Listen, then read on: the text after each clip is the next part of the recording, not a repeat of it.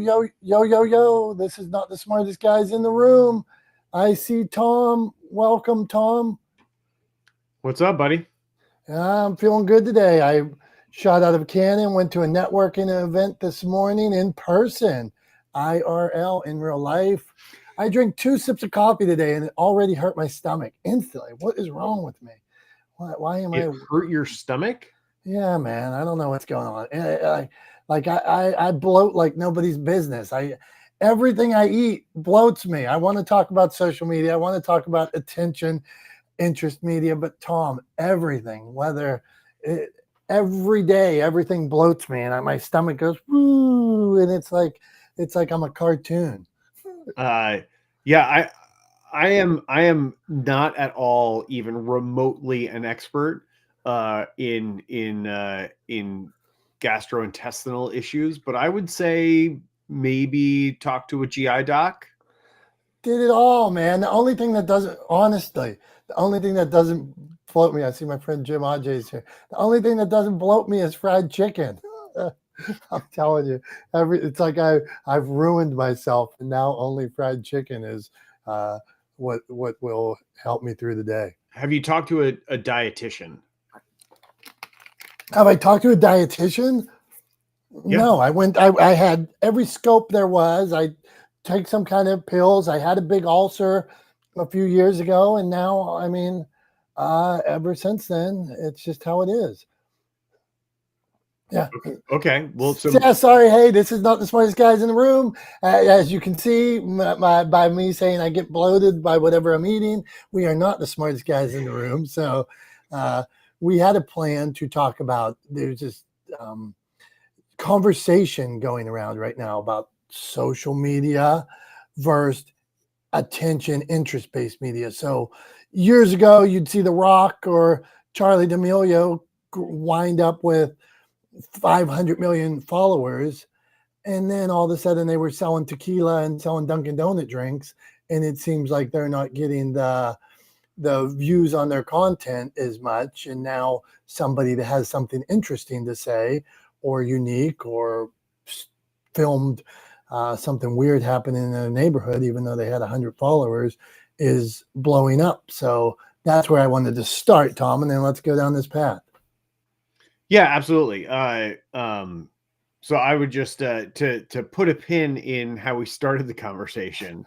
Okay, I would say talk to a dietitian, right? Not a nutritionist, right? Anybody. I could literally go and get certified as a nutritionist today on the internet, right? Like, so don't go see a nutritionist, see a dietitian. Dietitians are the ones who are licensed to go through exams, right? Who actually have science-backed educations in what they do. So go talk. I would suggest, if you want to figure out what's going on, I would suggest talking to a dietitian. That's what they do, is they help people optimize what they eat for their body, right? So that's who I would talk to try to figure out your issue. And don't try to live off fried chicken. I mean, have some fried chicken here and there, like, by all means, definitely, because it's delicious, right? But yeah, don't try to live off of it. Yeah. So anyway, getting to the more pertinent topic, talking about social media versus sort of attention or interest-based media. Which was a distinction. You shared a video, an Instagram video with me from Gary Vaynerchuk talking about this. And I think he's got a point. It's kind of very unsurprising to me to hear him talk about this in this way, because I think it is very much in line with what he's been talking about for years, right? For years and years and years, Gary Vaynerchuk's been going on and on and on about the attention economy, right? That it's all about attention. It's all about attention. It's all about attention. Post 46 times a day, whatever, right? Like, get as much attention as you can, garner as many followers as you can. If you get attention, you build a following, then you can sort of parlay that into something bigger, right? Something concrete. And that's the way things have been for a long time. Now, the big shift that he was highlighting in that video, and that I 100% agree with, is that it's not so much about volume, right?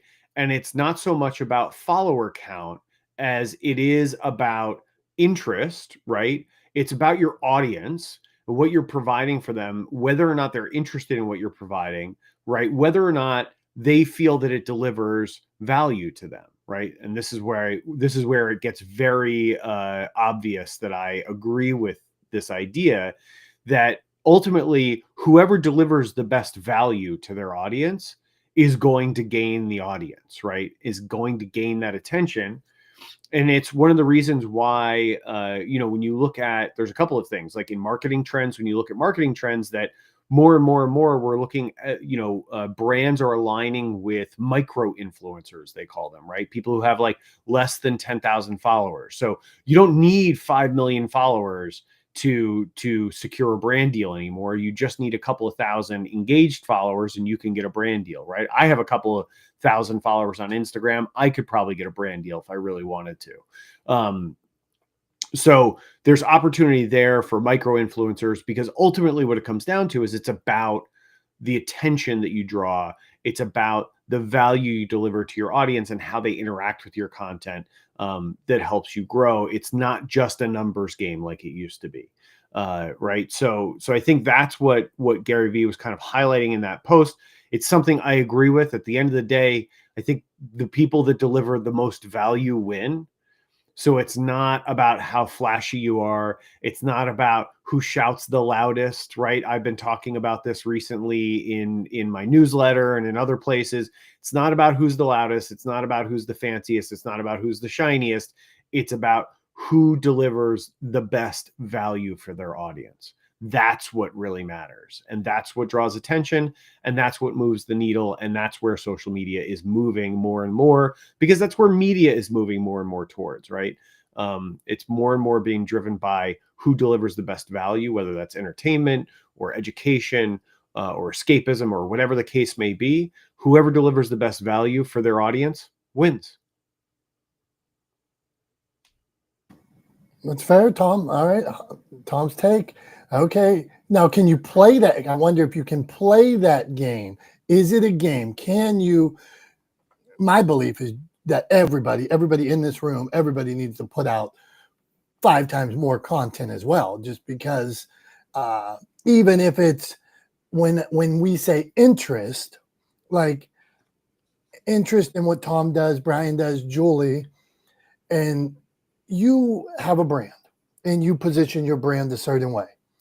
But are there ways that you could put out more content? Like I'd love to see behind the scenes of Tom's filming. I've never seen that. That would be interesting to me.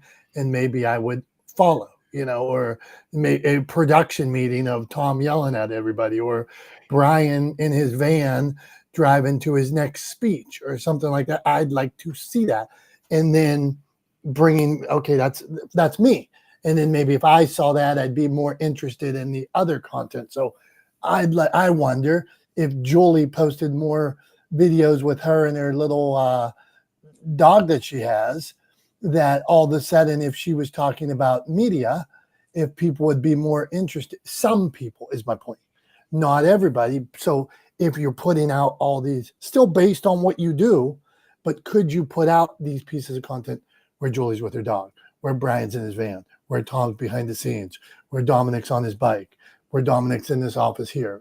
Put out those different things and see what garners the attention of your followers. Go on. Yeah, I was going to say you absolutely can. I think the key there is to delineate that it's not a volume thing, right? That it's about what garners the interest, right? That thing you said right at the end.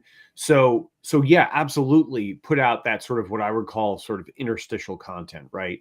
So sort of the content, the stuff between the sort of highlights that normally people would focus on, right? So like the highlight would be the end product of the shoot, right? If you were talking about the example you gave for me, right? The highlight would be the end product of the shoot. The interstitial stuff would be the things that come in between the sort of highlight. So it would be, the highlight would be getting the job, then, going into production, and then the final product, right? Maybe those are the 3 high points, but what happens in between those high points that you can use to kind of stitch it together to tell a more complete story, that might be really interesting to your audience. So something something, something like that definitely works because it's intentional and because, you're doing it with a purpose. Conversely, it's not just about pumping out content to pump out content, right? And I think that's where people get sort of misled is, yes, could people post more? Absolutely. Is it going to hurt you? Probably not. But at the end of the day, don't just post as much as you possibly can without purpose, without intention behind it, because it's really not going to do anything valuable for you. And you're going to sit there going, I post 6 times a day. I don't understand why I don't have 1 million followers. And it's like, hey, knock, knock, buddy. Are you giving them anything they want? Or are you just throwing stuff at the wall and nothing's sticking? And then you're upset and you're not learning from your mistakes. Right. So yeah, so that's, I just wanted to add that on to what you were talking about there. Dom, Brian, curious to hear what you think about this kind of shift that we're seeing in social media away from, sort of the social side and more towards the sort of interest or attention side. Have you noticed that? And what are your thoughts on that shift?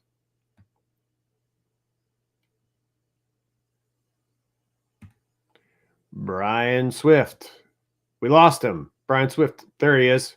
He's back. He's gone. All right, I'm here. All right, come on, Brian. Yep. All right, Brian Swift. What are your thoughts? I don't know if first, I don't know if it's really a shift. I think that's always been part of it. I think, there are listeners that listen for one reason or people that watch for one reason, and listeners and people who watch for another reason. I don't know if there's a shift. The shift I see, and I've heard it, and you're probably the second or third people I've heard it from, and I do agree with it, that there's maybe a shift from quality to quantity, from quantity to quality, and maybe people now are, this is what I think John Wiley does better than anybody else. This is why John is amazing. This is why he is so successful, is he follows the analytics like crazy. He knows his analytics. And I think if you're that serious into it, I know you could check, how many people are attentive to what posts, how long they're, you can micromanage your posts. And I think people who do that tend to be more successful because they find out what people are spending more time on. And then they post what people are spending more time on. So it was like in sales, you could throw, there was quantity and there was quality, and it was trying to find that right mix, right? It was making enough calls, but making sure they were quality calls instead of just making tons of calls or tons of door swings back in the day and making. So I think it's finding that sweet spot in between the two that is what, like John has found through his deep dive into analytics. And I don't think it would hurt anybody to do a deeper dive into their analytics. And I could use it tremendously to see what exactly people are finding and spending their time on watching and or listening. I'm complete. All right, good stuff, Brian. I wonder how this media is being indexed. So here's where I would argue or just think differently. Like back in the day, unless you used a hashtag or you had so many followers, people weren't seeing your content. So today, if I went on TikTok and let's say I like Soprano movies and I love clips of Breaking Bad, even though I don't follow any of these people, clips of Breaking Bad and Tony Soprano is all through my feed. Everybody that's making videos or breaking down a scene or anything like that, I'm seeing all day long. I do not follow these people. So that's where the interest, I believe, is changing. So all of a sudden, now I don't know how they're indexing, and that's what we need to research. So before, if I searched hashtag Tony Soprano, I'm seeing content that said Soprano. Now I'm seeing Soprano without me searching for it or following. So that's where I land on that.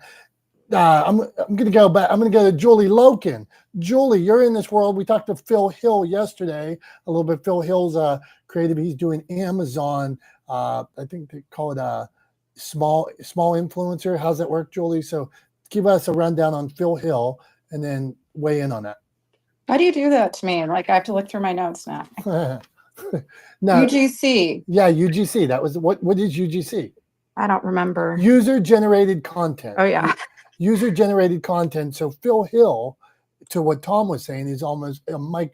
Phil Hill stops through here from time to time. He's a micro influencer where people will pay him to talk about their content. So or about their product. So he goes on and talks about, well, I tried this weed whacker. I tried this.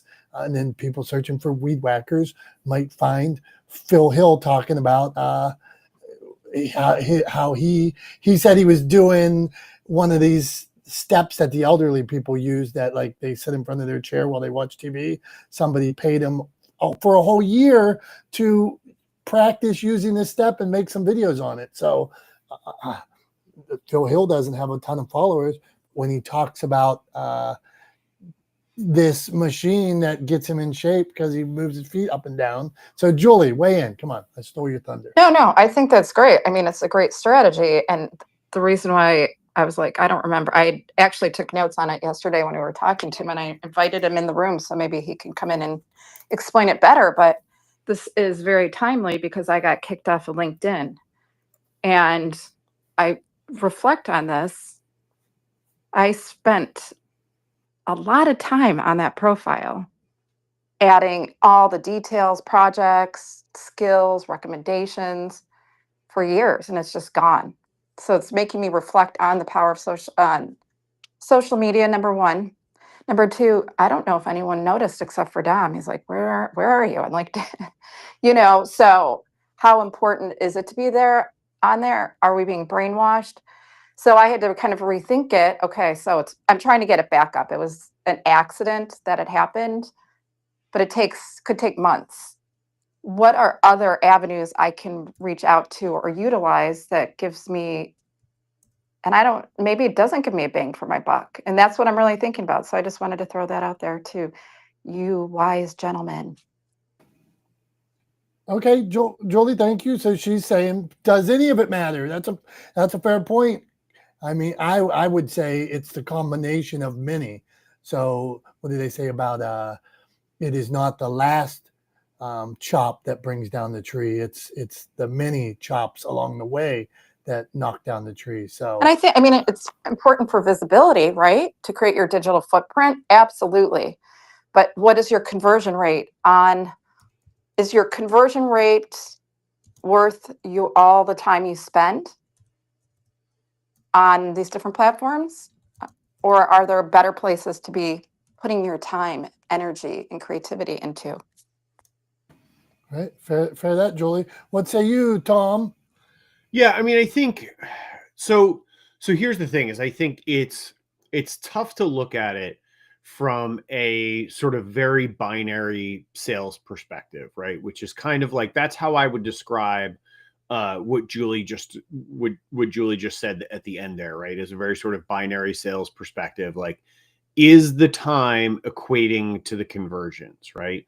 And I think you have to think of it as a broader strategy than that, right? Like, it's not about social media has never really been, and I think it gets a lot of people have been mistaken or kind of led to believe this by this sort of the bro marketing sphere on social media, right? But social media was really never designed to be a sales platform, right? But a lot of people think of it now because of the likes of like Grant Cardone and Alex Hormozy and stuff as a sales platform, right? They look at Facebook as a sales platform. They look at LinkedIn as a sales platform.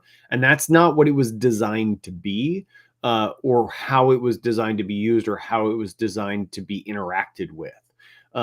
So think of it more as like a broad strategy of first touch, right? So it's not about necessarily generating conversions directly. It's more about building a reputation, right? And that's kind of like, that's how I think of it. It's more about building brand reputation, and whether that's a personal brand or your business, your organization, than it is about direct sales conversions, right? The brand reputation comes first. That's broader. Then hopefully it opens the door to conversations that can lead to a sale, right? Or lead to customer acquisition or client acquisition. But it shouldn't be, it doesn't do that, right? Social media doesn't do client acquisition, right? That's something you need to do. So I would just suggest, rather than looking at it as, am I making sales off of the time I'm spending on LinkedIn, for example, I would look at it as, is my audience growing, right? Is my audience engaged? Is my content being well received? Am I seeing it benefit the reputation of my brand and my business? And if the answers to those are yes, then I think you're probably on the right track for how to kind of think about and use and approach social media from my perspective, right? I see it much more as a reputational tool rather than a sales tool. Let me jump in on that. Go on, Brian. What do you got for us? So I do agree with a lot what Tom said. I think depending on what you're on it for, makes a difference. Also, if you're there as an author trying to push your book, if you're there as a nonprofit trying to get people interested in your cause, I think that all drives some of the why you're there for. I'll go back to Still and Dom, you sold. And Dominick, what was your best currency as a salesman? Think about it. I look at the best currency I can get out of Facebook is meeting people like Dominick, Julie, and Tom. That is my currency. That is to me probably the biggest thing I have ever accomplished was Brian, people. can I interrupt you for a second? Sure. Currency doesn't pay for food on the table. And my point was, if you're spending all this time making videos and content when you should be doing other things as well, I totally get the reputation and connections, 1000%. But is it distracting in a way that is taking you away from your mission? I think it's oversold and overrated. If you were to truly do an ROI based on time, Julie, I would say yes. I think that we spend way more time than we get back posting, because now that I have this currency, this relationship with a Julie, Dominick, or Tom, I know you guys will follow or look or comment, but it's because of the relationship, I think, more than sometimes the content. Maybe I'm wrong with that, but I think you follow and you like because of the relationship more than the content. And I think that's out there with a lot of people. And if you look at the amount of stuff that's posted or the time put in, I don't think there's a good ROI on it overall. And I don't want to take back anything you said, because we're all right, I think. But if you think about the habits of when we're scrolling, how much do you actually remember? I always like my friends' stuff. Now, I just like Dom's post on Instagram, and you could take this for what it is. No offense, Dom. I don't remember what it was about. I just liked it. So what are those habits of that currency you're building? All right, bring this on. Come on, bring it around here. And I appreciate the challenge, or it is a free, all of it. And then it's social media, right? It started, and now we're saying attention-based media. But to me, to a businessman, it is a free distribution platform. So I am able to distribute my content for free with an opportunity to get it out to the world. Tom mentioned about like selling yellow page ads. I used to have to stop at 20 people a day. And then maybe I didn't get in the door. And then maybe they told me come back the next day. And then when I was in pharmaceuticals, this office would say, we don't accept reps. And so I drive 50 miles to the next office. They'd say, we don't accept reps. Then I drive to the next office and they'd say, well, you got to schedule a lunch. Your lunch isn't for 3 months and it costs $800 because I had to feed 60 people Chick-fil-A or Chipotle. So in this free distribution platform, if you're thinking it's ROI immediately, you're wrong. You know, that's where, like, from a sales perspective, like I hear, well, I didn't get, no shit. You didn't get it. Free distribution platform. I didn't have to drive 500 miles. I didn't have to pay $800. So when you're saying to a sale, compared to knocking on the doors, driving hundreds of miles, I can get my information out to thousands of people, hundreds of people. But now with interest-based content, maybe thousands of people. I put up a reel of me and Tom talking, 3 reels from this last week. A couple got 1,000 views, some got 10 views, and that was just on YouTube. And on another site, they got this many views. Then another site, they get half. And then maybe they look at Motivation Champs. Maybe a month from now, they look at Motivation Champs. Maybe when somebody's publishing a book, because the next video I do is about the tips of publishing a book. They hated it. Now they're interested. They hated it. Now I took my dog down in the basement with me while I was in my office looking at a book review. And now somebody says, this guy's got a dog and I'm going to watch his next video. So to me, free distribution platform. And I'm sorry to drone on about it, but when that's all. It's no more than that. You could send out, like I was just in a networking event this morning and somebody brought up that I could send out direct mail. You guys go try direct mail and you see what your return on direct mail is to get out to thousands of people. To get out to that same 1,000 people that any of you got on a video lately or your podcast or something, if you direct mailed that would only cost you $3,000 to send it out to that same 1,000 people. So that, Tom, I'm angry and intense about this, but go on. Yeah, no, I mean, I hear you, and I think like look, you know, I mean, I've said 100 times before, I'm not a salesperson. I don't have a sales background. I don't even particularly like sort of the work of sales. But one thing I do know is that, like, over time, what's most valuable to you is your reputation and your relationships, right? Like, those are what ultimately have the best ROI, right? For the time that you put in, for the effort that you put in to building and maintaining your reputation and relationships. Like, that's way more valuable in the long term, right? Than banging on doors, dialing phone numbers incessantly and trying to hard sell everybody you come across, right? But instead, we've gotten drilled into us, there's this whole culture of like, everything's a CTA, everything's a sale. You should always be selling, right? Like, there's like acronyms for this stuff, right? Like like ABS, always be selling, right? Like seriously, I hear people say stuff like that. It's ridiculous, right? And it's short-sighted. It might help you today make one sale, right?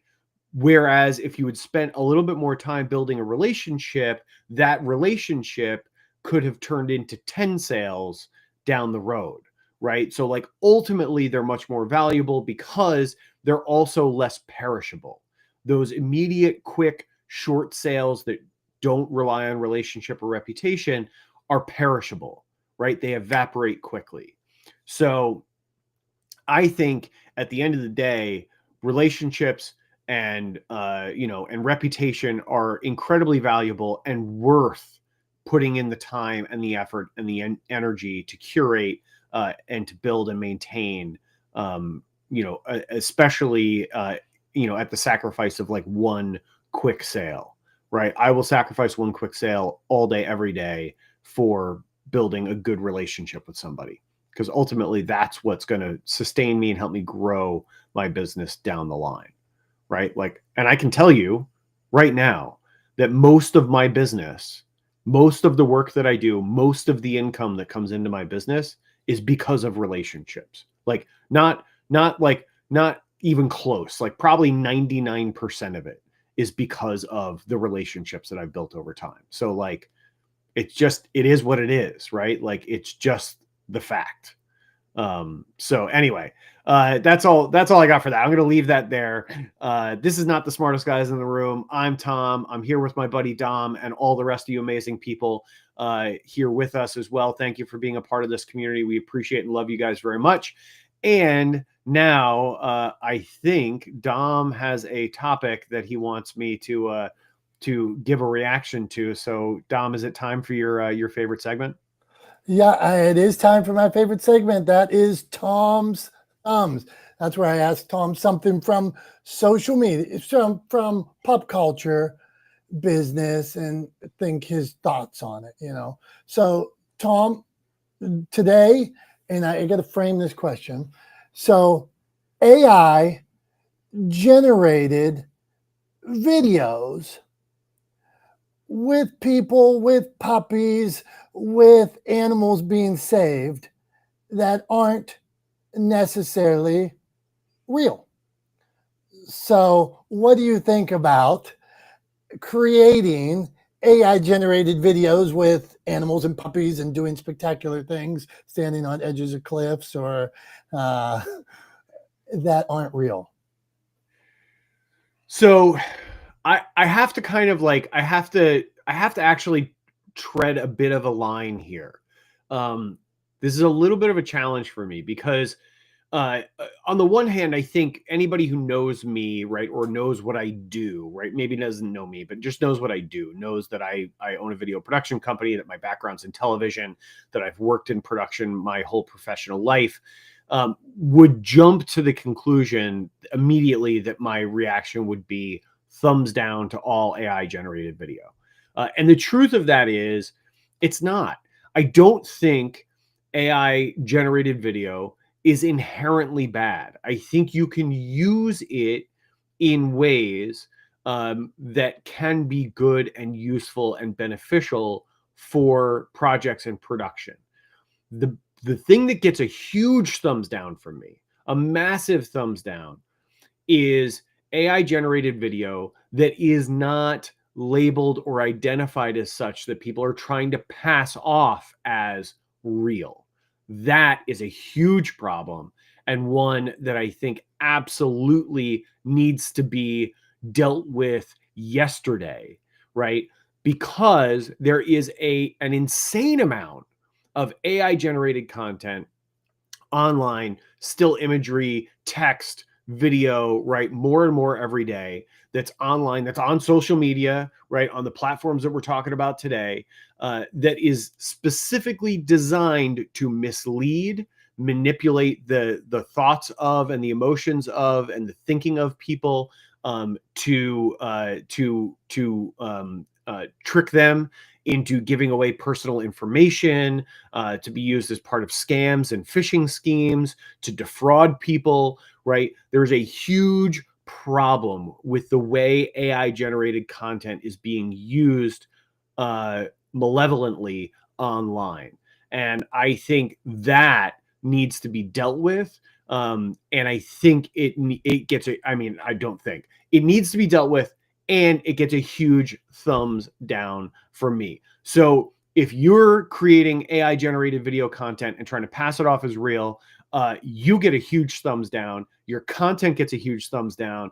And I think we need to deal with this trend and these people swiftly and severely. This needs to be sort of collectively condemned online, because it is a misuse of this technology that we're developing. It's a malevolent use of this technology, and I think we need to make sure that it doesn't get out of control. Like right now, it's a small wildfire, right, that could easily get completely out of control if we don't do the work of containing it now, right? So for all of those reasons, for what I think it could become down the line, and for what it's doing right now, fake AI video getting passed off as real gets a huge thumbs down from me. Thank you, Tom. That was good stuff, and a word you use that I'm now starting to use. That was quite a cogent argument. So, well, I just want to see, like, I see these wells, and they're taking the barnacles off of them, and the well has 1,000 like 1,000,000 barnacles. I'm like, oh, that's so nice. And then I realize it was fake. And then I see somebody taking chains off a cheetah or a cow on the side of, a cow or a deer. And then I realize, oh, it's fake. Or I see a puppy standing next to a pig and they're both smiling. Then I realize it's fake. I mean, come on. What gave it away? The fact that pigs and dogs don't smile? Well, I mean, it made me so happy. And I live in a world of sharing puppies and rainbows. So that was my thought on it. Okay, not the smartest guys. And I'll just say this, Dom. I think if it's marked, notated, advertised as AI generated, then there's no difference between that and a cartoon that makes you smile, right? Totally fine with it, right? The problem is that visually it is hard for people to identify, right? Hard for a lot of people to identify, and especially people who are of older generations, right? People older than us who have not grown up with technology, right? I mean, we grew up with technology to some extent. Kids now, right, are growing up with the technology integrated into their lives, in ways that we can't really understand because we didn't experience it. But like, I think about my parents, like, there's no way. I have to tell my parents all the time, like, this is fake, that's not true, that's not real, that's not a real video, that didn't actually happen, all the time, because they're just inundated with all this fake stuff that's not identified as AI generated, as fictional, as not real, whatever, right? So I think we need to do a better job, and not for nothing, but like, most of the stuff is promulgated through social media networks, and social media networks need to be called to task, right, and held accountable for the scams that are being propagated through their networks, right, for the frauds that are being propagated through their networks. So, I mean, so conversely, like, Zuck, you get a thumbs down too. Why not? All right, you're passing them out, man. All right, social media, not the smartest guys in the room. We're talking social media versus interest media. So my friend Debbie, I wanted to ask Debbie, you can be our case study, Debbie, as somebody who left one world and now is in the world of helping people tell their story and personal branding, helping raise awareness about domestic abuse. Do you see, Debbie, that some of your video and content is being picked up by people that weren't necessarily followers of yours? So people looking for that type of content, or is it all people that see the videos and content were followers? You're a case study. Go on. Oh, geez, great. Thank you. Good morning, everyone. Just love being a case study. Because I left my other world like about a year ago, but I would say in the last year, I have seen additional followers, and they're not from my previous HOA world.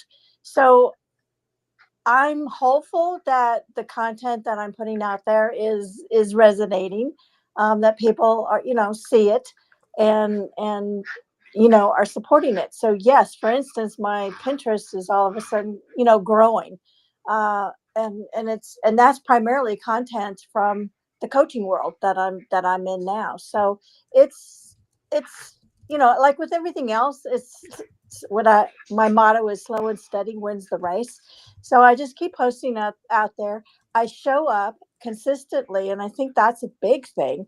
And then when I can, as I get comments and stuff, engage and interact and start building, the relationship so that they get to know me better and see me for who I am. So I'll land my plane on that.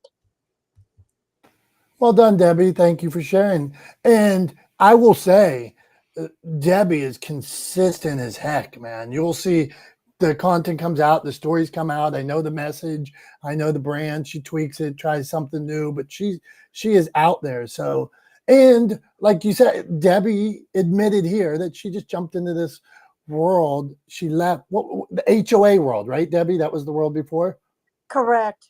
Correct. So here's Debbie doing something completely different than she had done her whole career, and learning on the fly and doing a good job with it. So we should follow her lead and see that it can be done. So, okay, Trisha, we're coming around. Trisha, Sonia, Kathy, okay, get ready for this. You guys are all case studies today. So are you seeing, Trisha, are you seeing a shift in your audience?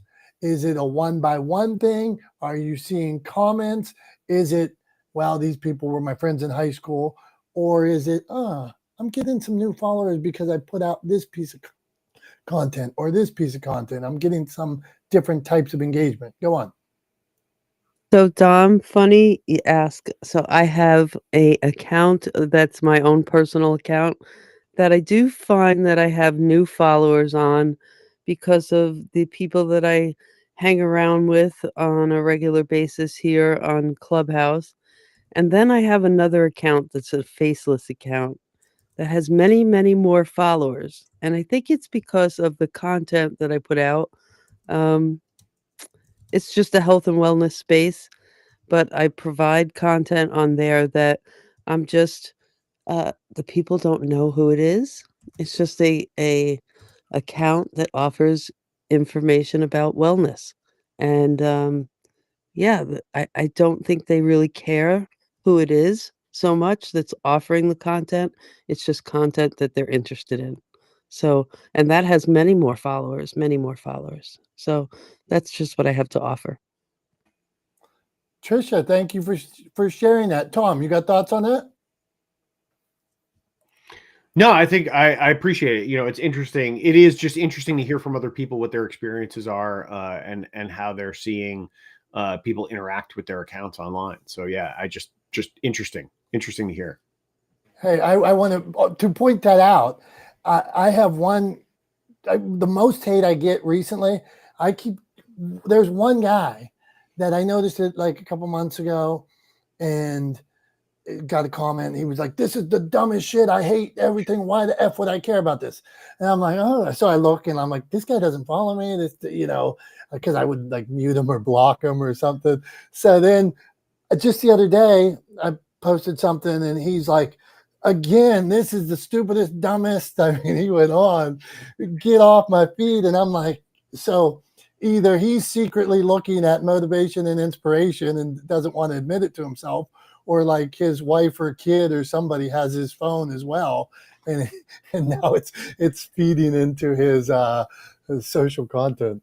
You know how I would respond to that? So here's what popped into my head. So I don't know where this came from. My wife actually told me about this. I don't know if it was something she saw.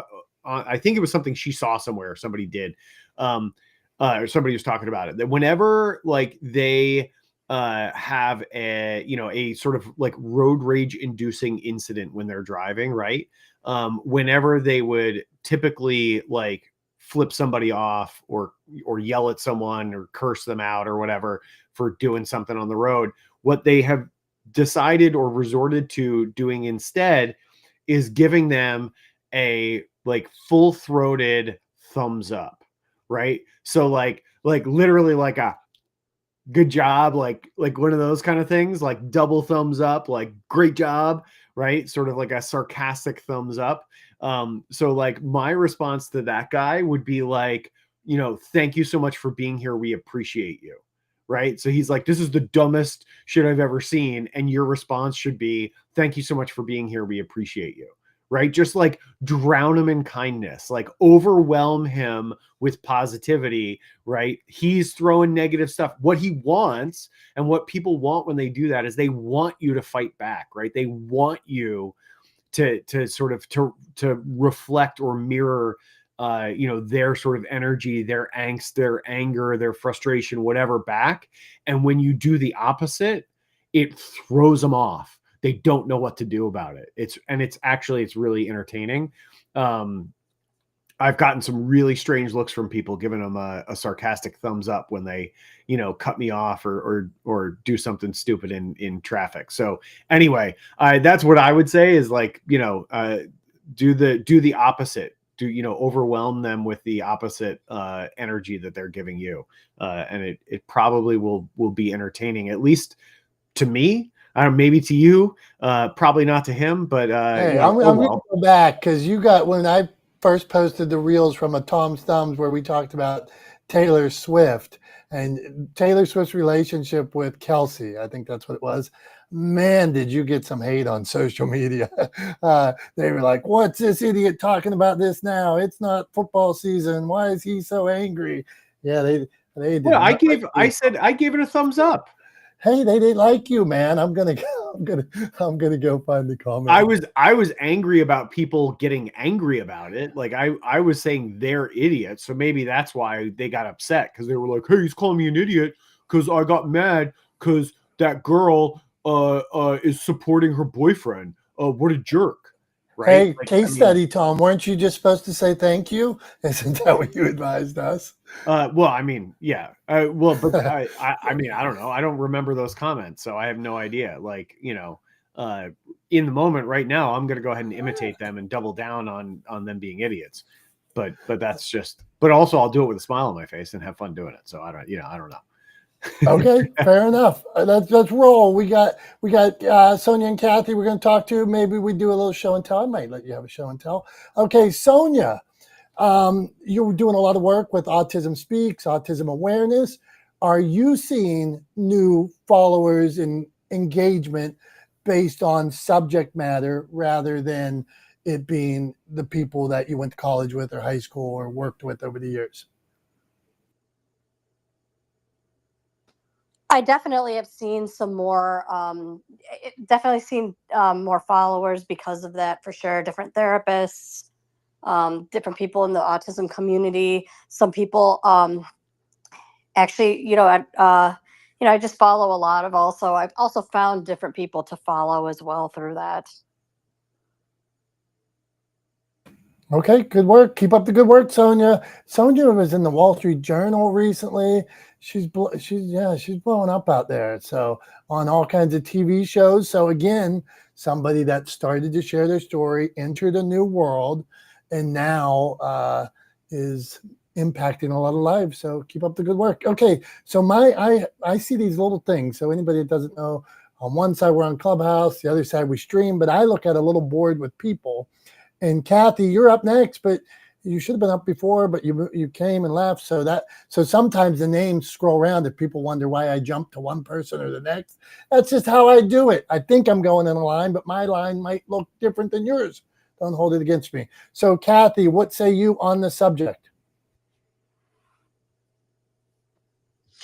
Hi. Sorry, I did come and go because usually when you guys host this, I'm in the middle of taking my little girl to school. And can I just say that I just love that all these months later, you all are still doing this every week. And I keep coming back whenever I can. Either I listen to you on LinkedIn, because I actually deleted Clubhouse. And this morning, I reinstalled it just so I could speak to you too. So, and everybody else here, of course. So what do I say about social media? I am having this love-hate relationship with it right now at this moment. It's quite frustrating. I was heavily active on LinkedIn last year, did a lot on LinkedIn. I even hired a LinkedIn coach, and I went all in, and I got tired of it. I got tired of it because it's me against the algorithm. And it doesn't matter who, which platform, there's always this damn algorithm that keeps coming up. And these days I'm focusing on YouTube. And man, again, the algorithm. But what I'm noticing with YouTube, the algorithm in YouTube, how much smarter, or maybe it's always been, and I just didn't realize it or know it, paying attention to the packaging, the entire package of a content that I push out. I've been experimenting with shorts on YouTube. Last week, I put up 3 YouTube shorts. Usually my shorts get about, get about 200 to 300 views. These ones got about 1.9 each, 1,900 each. And it was fascinating because it was the title, it was the description. And I had a little bit of help with AI, bless AI and writing. And we made it human. We made it a lot more human. And it's fascinating to me that just a couple of words here and there can make such a difference in your reach. Am I getting leads from it? Heck no. But it's presence, it's being there. And I'm one of those people that I do one channel at a time and I go all in. So I'm now experimenting with YouTube. That's where we're at. And interestingly enough, last night I did a post on LinkedIn. And the way I wrote that post, it was actually a call to action. It was to join my group for the month of June. And I'm like, who's going to sign up? This is totally a sales post. And it did really well. And it was just the way it was written. It was a story. It was a share. It was a message. And yeah, so it's always fascinating for me. But man, does it suck up a lot of energy and time. I'd rather be, supporting my community versus content creating all the time. So there's this give and take that I see that happens. I hope I made sense, Dom. And Dom, you're on my mind a lot these days because I do need to turn all of this stuff that I turn out into a book. So I'll be reaching out one of these days. So don't go anywhere. Thank you.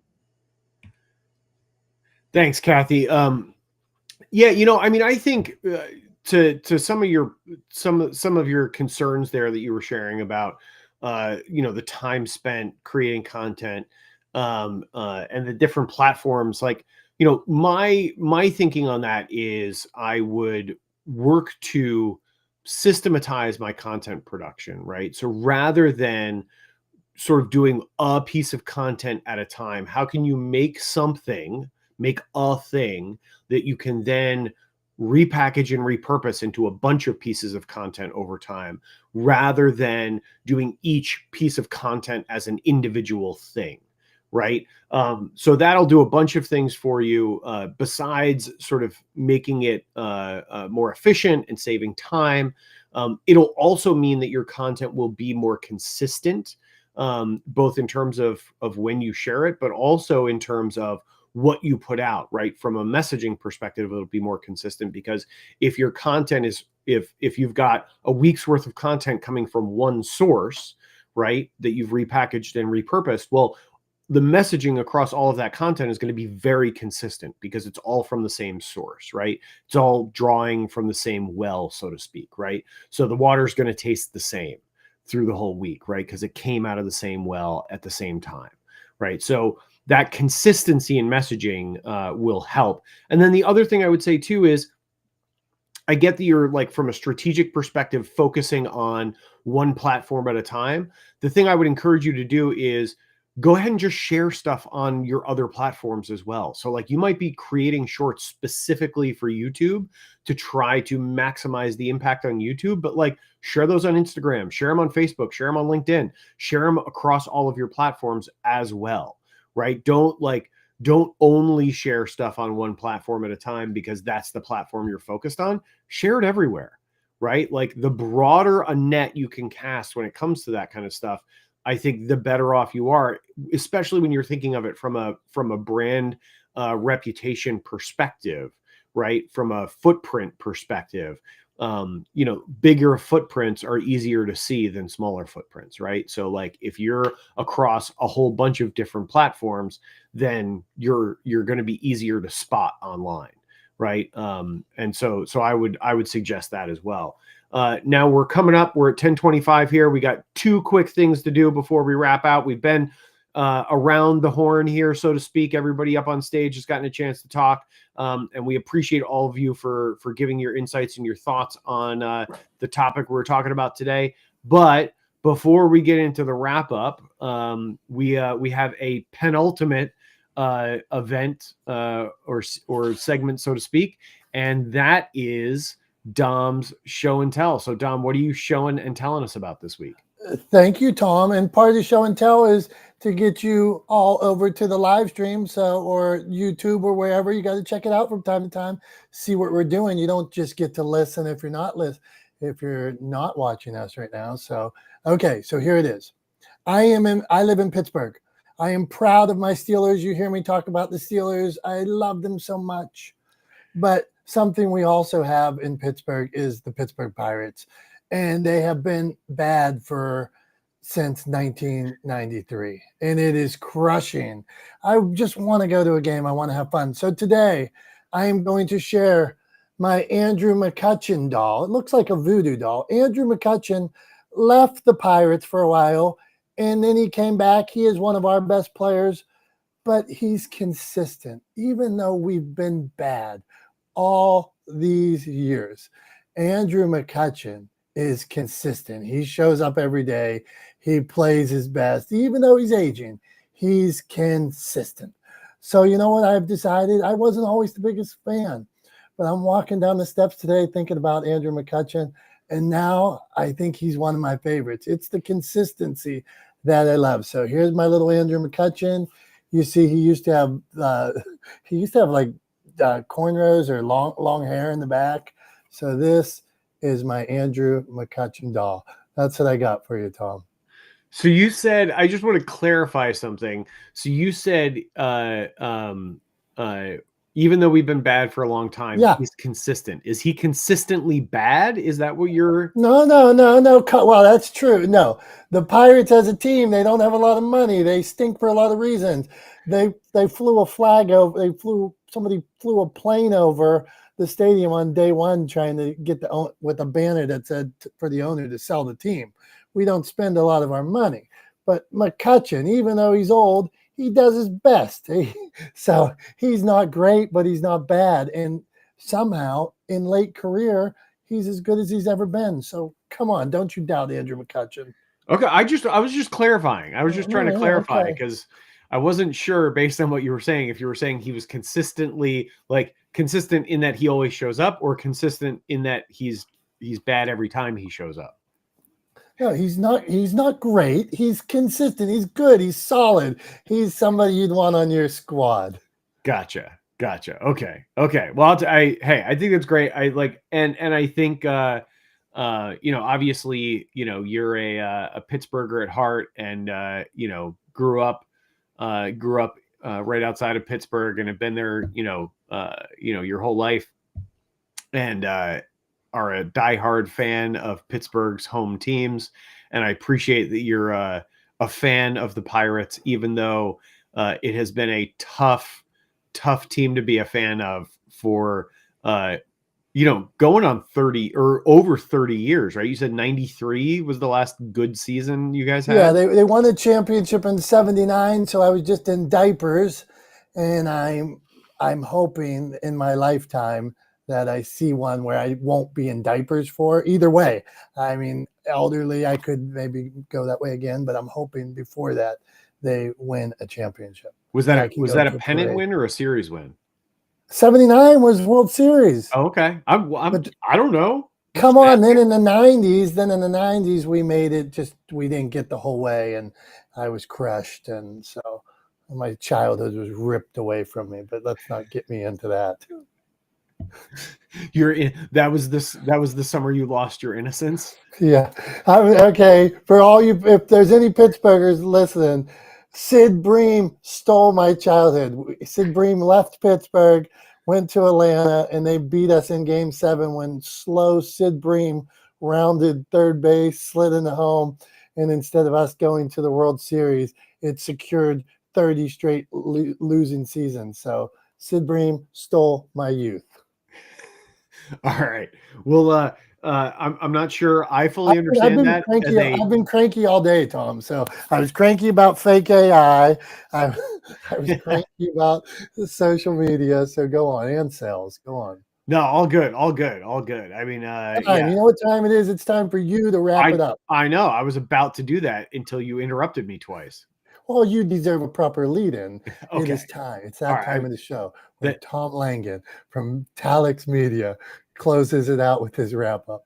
Then I appreciate the interruption for a lead-in. I appreciate it. I'll accept it. And because we're up against the clock here, we're running out of time. We're at 10:30.